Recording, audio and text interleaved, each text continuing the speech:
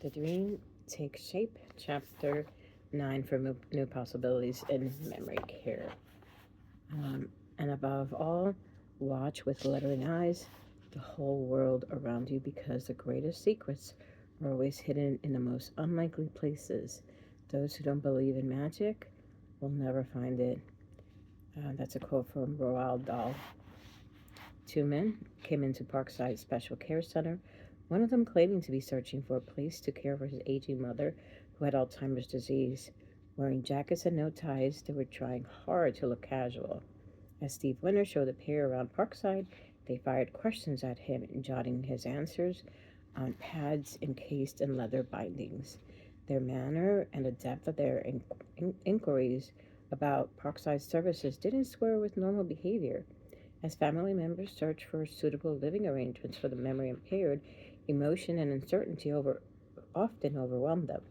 Many were still struggling to comprehend basic facts about the disease that was slowly changing their loved one. When the two men when the two men said they also wanted to visit Lohar Lodge, the other memory center Steve oversaw, Steve guessed they were state inspectors hoping to snag Parkside and Lohar in a bureaucratic trap. For years, regulators have been visiting him to challenge the two centers' unusual memory care programs. Steve played along with the ruse. After he finished escorting the men around both Parkside and Lohar Lodge, the two asked to meet with him privately. Steve took a deep breath and got ready for the blow. Bring it on, State of California. I'm ready. Showing them into his office, he left the door open. Parkside is a resident's home, he explained to his visitors. They can go anywhere they wish, even here. If you don't want anyone to hear us, keep your voices down. Both men made another note as they settled into chairs facing Steve's desk. The man whose mother had Alzheimer's said, or so he said, leaned forward. We're starting an assisted living community for people with memory impairment, Lauren Shook said. We've searched far and wide for the right person to take charge of resident care. We both agree you're the person we've been looking for. Will you join us? Steve drew back in surprise. Then he smiled and said, Thank you, but I'm happy right here where I am. Lauren leaned in closer. Beside him, Jim Smith sat forward, too. Then Lauren began to describe his vision of a place where people with memory impairment would thrive. Steve had never seen Lauren before. He had never heard of him. He sat silently as a stranger voiced Steve's own thoughts, feelings, and dreams. When Lauren finished speaking, Steve asked the only question that came to his mind. Will you have pets? Yes, we love pets, Lauren said. We're going to have a lot of them. How many is a lot? We're not putting any limit on the number, and we're going to have every kind of pet you can imagine. Come to work with us, and you can help us with pets. All three men laughed. The ice broke. They spent several hours comparing ideas and spinning scenarios. Anyone glancing into Steve's office would have thought these guys were the best of buddies. What are you going to call your company? Steve asked. Silverado Senior Living, Lauren and Jim told him. It was Lauren's idea. He was naming it after Silverado Resort and Country Club in California's Napa Valley. The resort offered both tennis and golf and a host of other activities and many amenities. They have something for everyone in the family to enjoy, regardless of age or interest, Lauren said. That's exactly how it's going to be at our community. It will be for everyone, residents and visitors, kids and adults alike. When Lauren and Jim rose to leave, they asked Steve to think about their offer. Don't decide right now. Just take some time to consider what we have discussed. Steve had no intention of accepting. Nearly a decade had passed since he revolutionized care for people with Alzheimer's disease at Parkside Special Care Center. He had since brought the same changes to Lohar Lodge. When he closed his eyes, he could see each of the hundreds of residents he had known over the years. He remembered the moment, an activity, a friendship, the laughter of a child, or the warmth of a pet brought an individual to life. How could he even consider leaving a place that was so much part of him? But in the days that followed, he found himself thinking about the way Lauren spoke. Stephen had never met anyone who reflected his own mind and sentiments in the purest passion the way Lauren did. A few weeks later, Steve fished Lauren's card out of his desk and called him. He scheduled an appointment with Lauren and Jim at their office in Orange County, California. The three men squeezed their chairs together in the small space and again talked for several hours. Not long after that meeting, he called Lauren and Jim and told them he would come aboard. I went with my gut, Steve said. For the next year, Steve held two jobs, keeping his position as administrator at Parkside in Lohar. During the day, he took the time to train his replacement. Working nights with Lauren and Jim, he planned Silverado's resident care program. The owners of Parkside and Lohar understood what he was doing.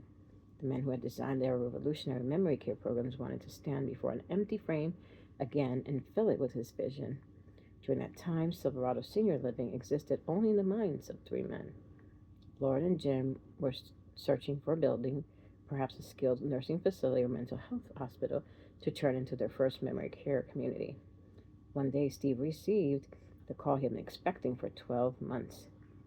Give your notice, Lauren said. We've got the place. Steve wrapped up his work at Parkside and Lohar Lodge and hugged residents and staff goodbye. Shortly after Steve turned in his keys, Lauren called again. The deal had fallen through. Oh no, Steve spent an anxious day regretting what he thought could be the biggest mistake of his life.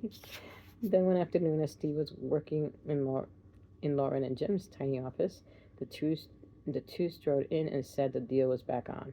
Silverado was taking possession of the property that day. The three of them needed to get there as fast as possible. They piled up into Steve's car and headed south to a nursing home in Escondido, California, where Silverado would take shape. It's a pit, Lauren told Steve, as he maneuvered through heavy traffic. It can accommodate 110 people. Right now, there are only 20. It has a bad reputation. It's been through 2 bankruptcies. Lauren described the cracks crisscrossing the floors, lamps languishing with burnt-out bulbs, knee-high weeds sprouting in the backyard, chairs and sofas so worn that you'll fall through if you actually sat down, and a staff that won't look anyone in the eye.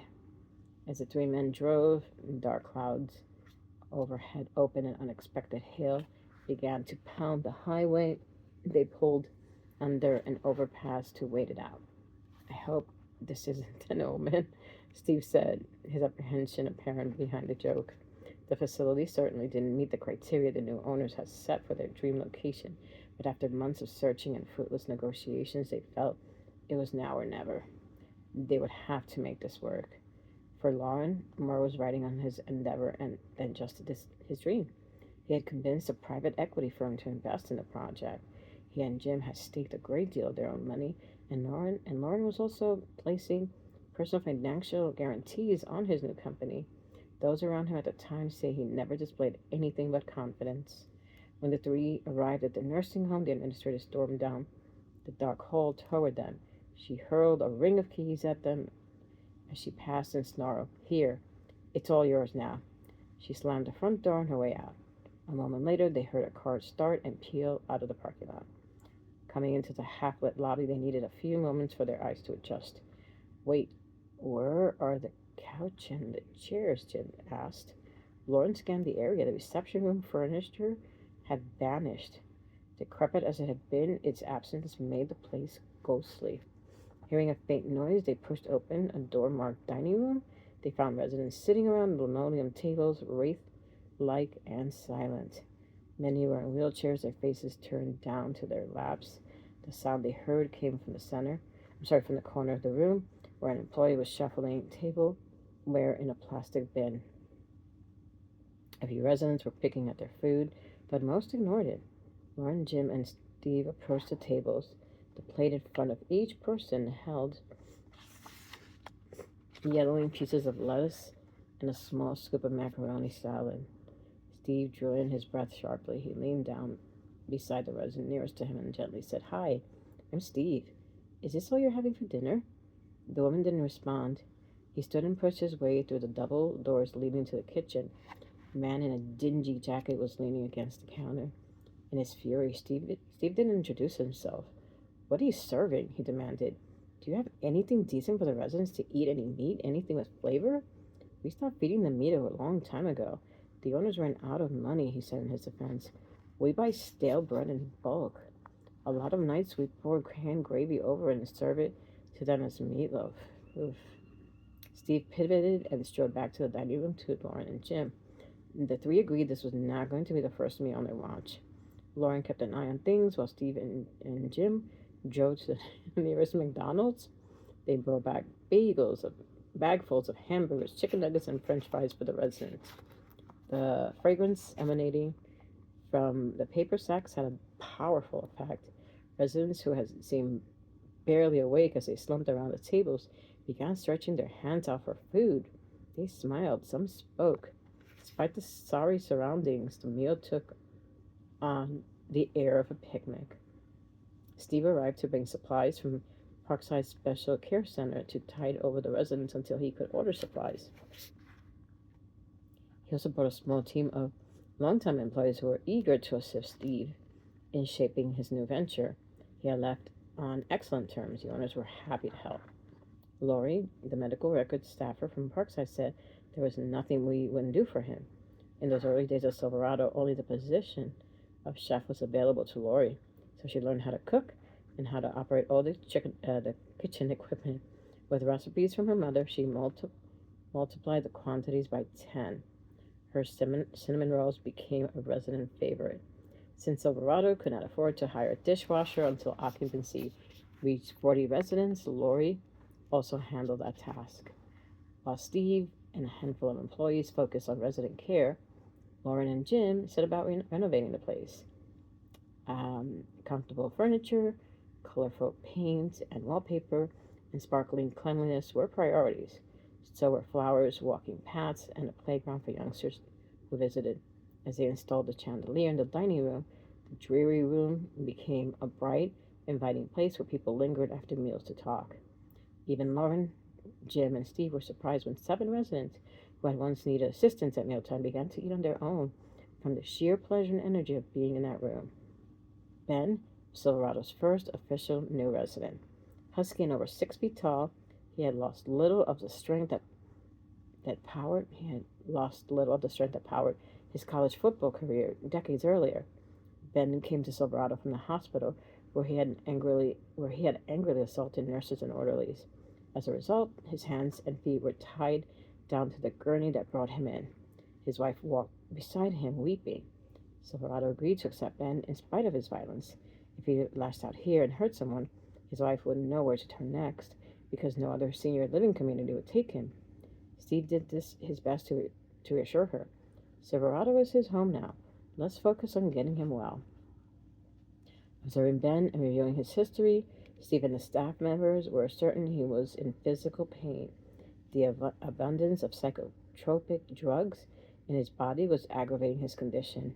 No longer able to communicate the words in a way those around him could understand, he was expressing his anguish through punches and kicks. Freeing Ben from his restraints, the Silverado staff placed a mattress on the floor so he wouldn't hurt himself if he fell from his bed. They adjusted his pain medication and cut back on other drugs as well. Then they introduced him to Cassie, the community's resident Labrador retriever. Steve still smiles as he recalls the delicate dance between the two. At first, Cassie would walk up to Ben as he reclined on his bed and push her muzzle into his palms. Ben would pull back. Finally, one day, he reached out to pet her. When he stopped, she thrust her head at him again, but he turned away. A few days later, when Cassie approached him for another round of attention, Ben responded. About this time, Ben began to smile. Then he began walking again, something the doctors had said would never happen. By the time he was able to sleep in a regular bed and sit comfortably in a chair, he had become the old Ben his family and friends had loved. He was a cheerful man who made it his responsibility to welcome visitors and newcomers to the community with Cassie by his side. What was happening in Silverado got noticed. After Ben moved in, new residents began to arrive regularly. Lori, who was there from the beginning, wasn't surprised when a waiting list developed. When people heard Lauren speak about our vision, that we were there to provide the best memory care in the world, no one could doubt for a moment that what we were doing will succeed. Chapter 10, The Journey to Silverado. Sometimes you don't know when you're taking the first step through the door until you're already inside. Quote by Anne Voskamp. My name is Polly. About 10 years ago, my mother started showing subtle changes in behavior. She became irritated easily and sometimes snapped at people, which was totally out of her character. Then her memory began to fail. As her dementia progressed, I tried to help her remember plans, act appropriately, and dress well. Unfortunately, because my expectations of her were reasonable, she perceived my constant reminders as criticism.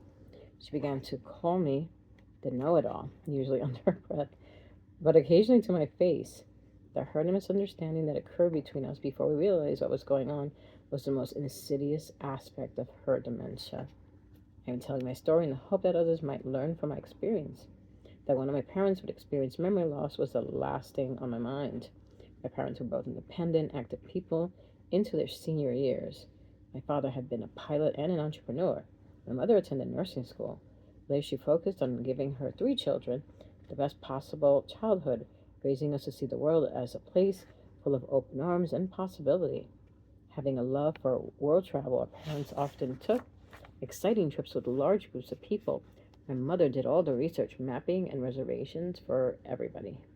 When my father was diagnosed with cancer, things began to change. He survived, but it took a huge toll. Leaving their longtime home, my parents opted for a community that was easier to get around in. A year later, needing more assistance, they moved again. The following week, my father passed away. In the middle of our grief, my mother was told she could not continue to live there alone. We felt fortunate to locate an assisted living community close to my home where she has as much freedom as she wanted. 8 months after moving in, she fell and broke her elbow.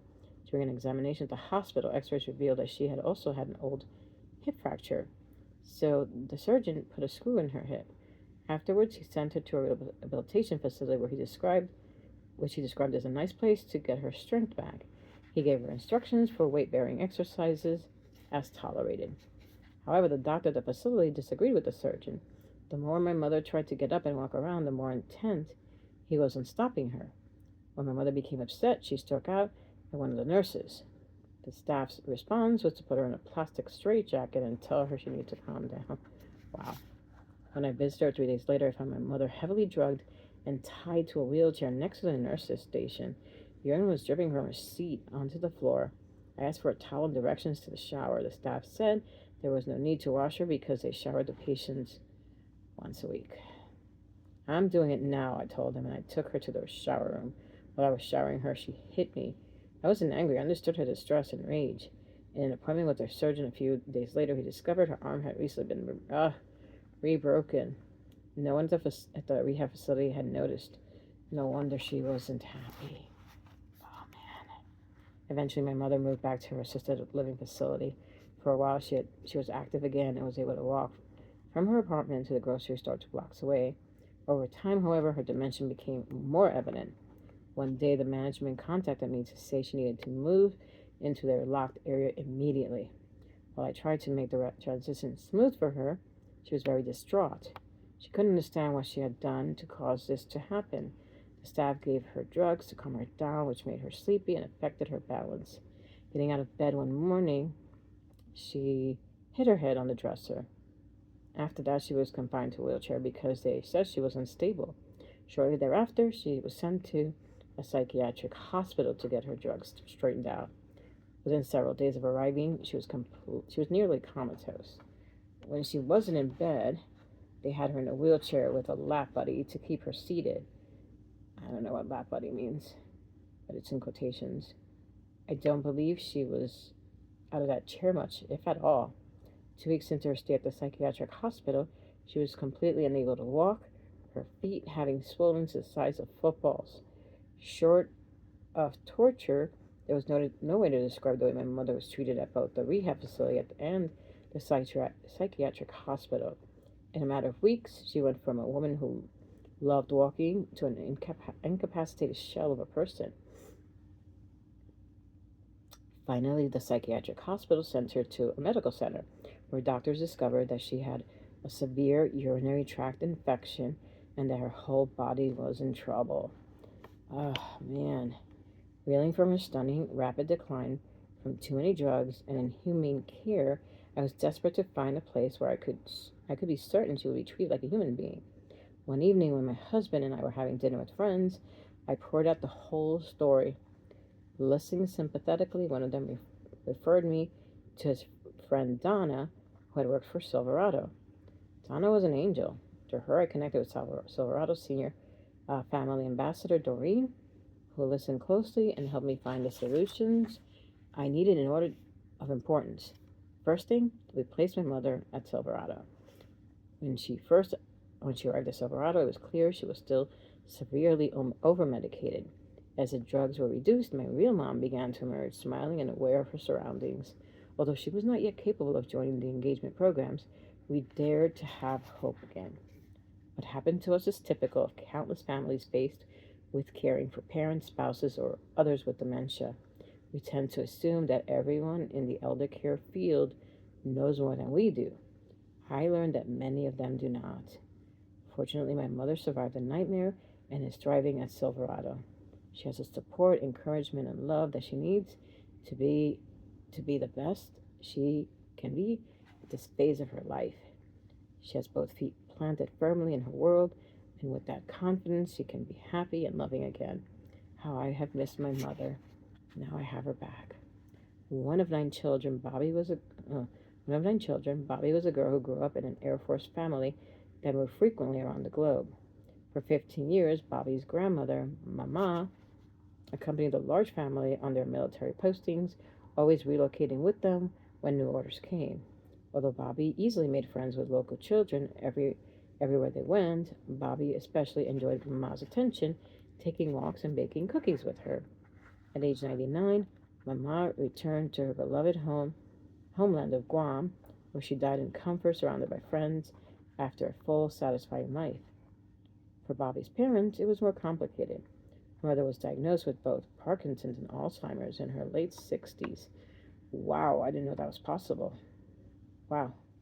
When it became too difficult to care for her at home, she was moved to an assisted living community that offered dementia care. Bobby and the family visited her constantly. Bobby's sister played the grand piano and led the residents in singing while their father popped corn for Bobby to pass around. Although their mother had wished to spend her final days at home, the family was unaware of home hospice for the terminally ill. She passed away at the assisted living community. 2 years later, Bobby's father had a major heart attack. Gravely ill in the weeks that followed, he was placed on hospice. The loving kindness and attentiveness of the hospice staff touched Bobby deeply. Watching them care for her father, she thought, this is something I want to do. After her father died, Bobby contacted an assisted living community and offered to volunteer. Finding fulfillment, she expanded her efforts to other senior communities. She helped residents shop and escorted them to doctor's appointments. Noticing her talent and compassion, Silverado Hospice offered her a staff position overseeing its volunteers. Thus, Bobby became a family care advocate and admissions coordinator. In that capacity, Bobby picked up the phone one day and heard distress on the other end of the line. My husband, Hal, was diagnosed with dementia 3 years ago. The voice said, Am I speaking with someone who can help me? Bobby assured her she was. My name is Phoebe. I've been taking care of Hal all this time, but I'm not sure how much longer I can hold up. We'll do everything we can, Bobby said. Tell me more about what's going on. Her voice trembling, Phoebe explained that at first it had been manageable. Even though Hal's dementia worsened following his gallbladder surgery, she could still take him shopping and go to the park as long as she had help. What mattered was that they were together, partners in every sense of the word. Married over 30 years, they had worked together for 2 decades at Hal's business, and they were parents of 6 children. Things are worse now, Phoebe went on. He can't form sentences, brush his teeth, bathe, or handle twiddling. And he doesn't always recognize me. I'm afraid his needs are overtaking my abilities. Phoebe had spent many hours researching how to care for him and learning what he was going through.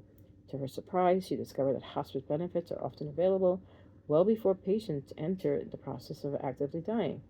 Searching the internet, she found information about Silverado Hospice.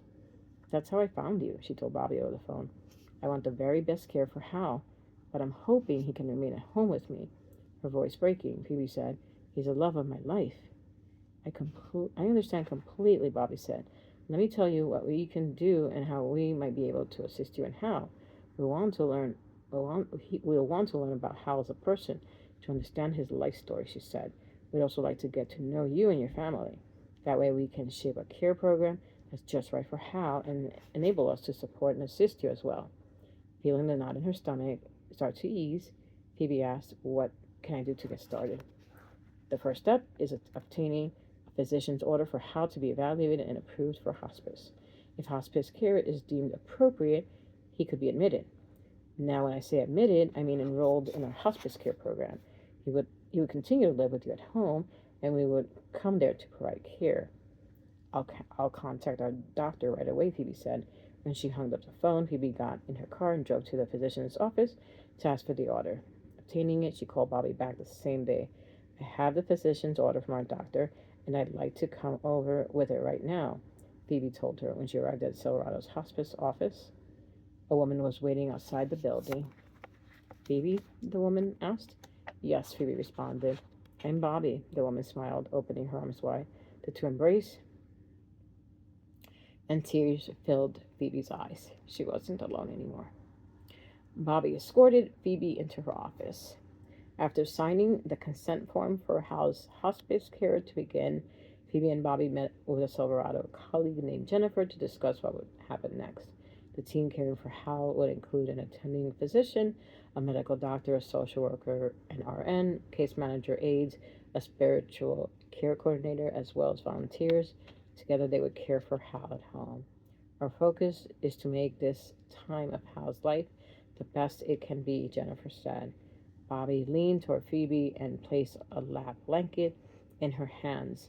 This is a gift from us to thank you for giving us the honor of caring for Hal, she said. We're not only committed to being there for your husband, we are also there for you. Touching the soft material, Phoebe felt hope and peace for the first time in years. The next 6 months, the last of Hal's life, were as the couple wanted. They were together in their home because of Silverado Hospice.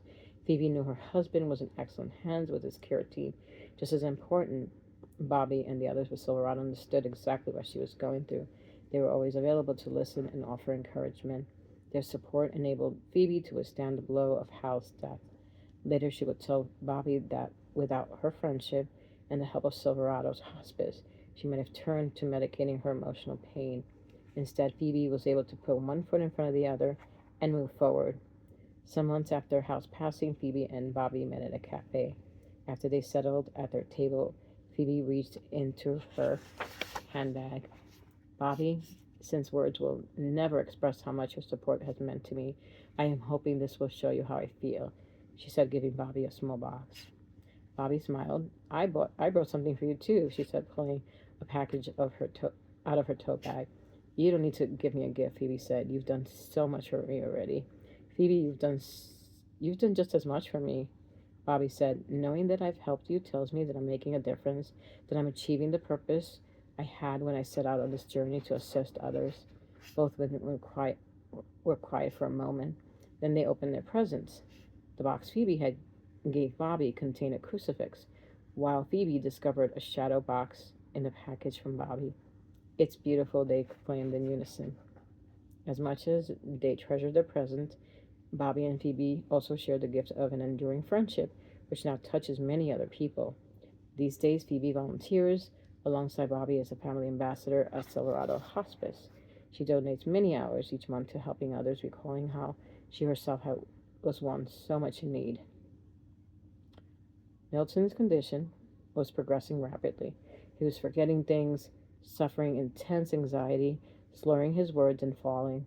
Since the day he heard the doctor's diagnosis of Huntington's disease, he had gone from being a leader in a scientific field to a person who needed assistance with almost everything.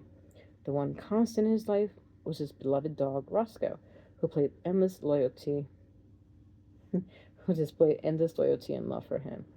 However, a crisis was looming. Milton's condition was reaching a point where remaining at home would no longer be feasible. After his diagnosis, Milton had appointed his sister, Elena, to take charge of his affairs. Now Elena was worried. What senior living community would allow Roscoe, an 85-pound Labrador retriever mix, to move in with her brother?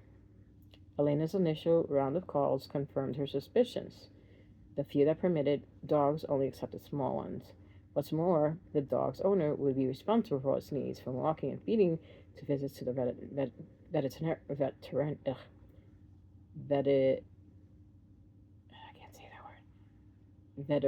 veterinarian. If the resident lost that capability, the dog would have to leave. Elena spent many anxious nights wondering what to do. Then a friend suggested Elena contact Silverado. He had heard it had a reputation for being pet-friendly. Skeptical she was, she called Silverado. She was told it's true.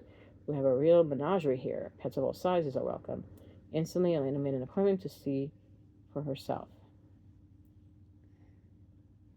The German shepherd who greeted Elena at the door with whale tail wagging turned out to be just one of a variety of dogs, cats, birds, and fish living alongside Silverado residents. Silverado's family ambassador explained to her the presence of animals contributed to the community's overall living environment. Caring for the animals kept the residents connected to a purposeful life. For new residents, especially, preserving the bond with their pet was vital. So often, the memory-impaired living at home lose connections with people, the family ambassador said. As they become isolated, their dog or cat may be the only true friend that remains, always accepting them just as they are. You have described my brother's situation exactly, Elena said. The family ambassador nodded. That's why we encourage residents to bring their animals with them. As long as Roscoe gets along with the other pets, he is more than welcome here. What if my brother can't take care of Roscoe? Believe me, that won't be a problem. Lots of people, including our other residents, will be happy to help. When the day came for Milton to move to Silverado, Roscoe's dog bed was loaded into the truck along with his owner's furniture. For the next 4 hours, the pair lived happily together. For the next 4 years, the pair lived happily together at the community. Roscoe was almost always at Milton's side, except for periodic sojourns by the open door of the engagement director's office. He had taken a fancy to lying there on his stomach, chin on his paws, to watch the passing scene. Those occasional times, apart from his owner, stopped when it became clear that Milton's life was ending. Staff members replaced Roscoe's bowls next to Milton's bed. Bowls next to Milton's bed, knowing that the dog would be unwilling to step away from his owner, even for the short time it would take to eat and drink. As Milton drew his last breath, Roscoe's head lay on his head. Afterward, Roscoe retreated to quiet corners of Silverado, where he lay silent and motionless. His food was untouched. His heart is broken from losing Milton. Elena told Silverado's administrator, tears welling at the sound of her brother's name. I don't know what to do because I can't have Roscoe come live with me. Silverado is Roscoe's home now, the administrator said. We'd be happy for him to stay here and be part of our family. In relief, Elena hugged the other woman, saying, Thank you so much. I know what this would have meant to my brother. Everyone in Silverado did what they could to cheer up that sad dog. Residents and staff alike petted him, took him for walks, and invited him to sit with them. Family members brought treats to tempt his appetite. Finally, one afternoon, the resident engagement director looked up from her desk with delight to find that Roscoe had returned to his post by her open door. Sorry, I get emotional sometimes. I am going to take a break from recording.